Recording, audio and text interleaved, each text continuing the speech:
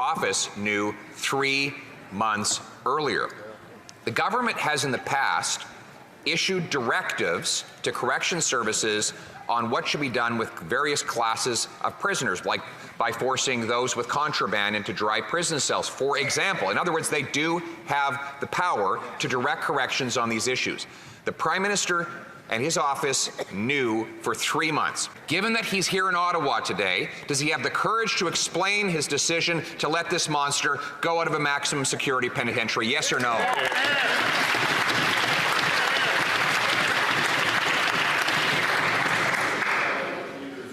Opposition officer, who I know cares as deeply about the gravity of those crimes and the impact on the families as I do. I know he cares as deeply about what we're going to do for Canadians on that. I also know that he knows the independence of our correctional services system. I know that he also knows that we're not supposed to interfere politically. And so I would ask him to work collaboratively with us to find a way where we don't politicize Correctional Services Canada, and we work together to make sure that the families who are impacted in crimes of this nature are taken care of, Mr. Speaker. The Honourable Leader of the Opposition. I look across at the Prime Minister's seat.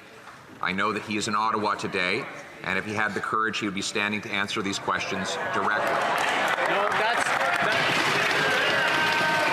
I just want to remind the honourable members that we can't do indirectly what we do directly.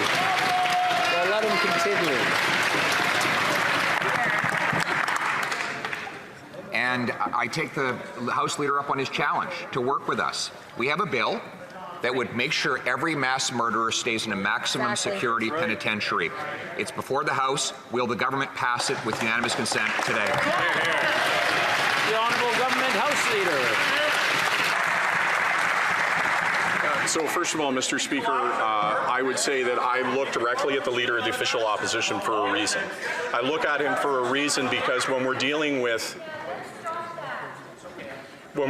something as serious and as brutal as the crimes that occurred in a community that was right next to mine, that I felt viscerally that the conversation that we have has to be measured, it has to be based on cooperation, and frankly, Mr. Speaker, based on the underlying premise that every member cares equally and deeply about this, about two things, about the victims absolutely, but also about not politicizing our correctional services system. The Honourable Leader of the Opposition. I take the House Leader at his word that he is equally horrified with this monster and that he wants to do something. But I take him at his word when he says he wants to work with us to reverse this transfer and put this monster back in a maximum security penitentiary. The good news is that he can do that today.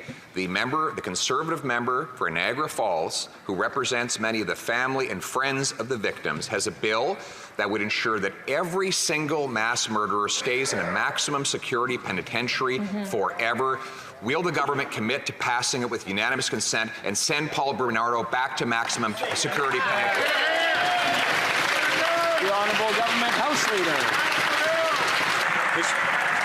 Mr. Speaker, we are, in all instances, ready to have a conversation about how we don't politicize our correctional services, about how we ensure that we take care of victims and their families. And, Mr. Speaker, there is a review of the decision that was made by Correctional Services. It's going to be completed in 2 weeks. I would suggest that we take a look at that. And I would also suggest that when we're dealing with something as major as changing our correctional services system, that it deserves discussion, it deserves the ability for it to be examined by all parliamentarians, and to make sure that we don't create unintended consequences, Mr. Speaker.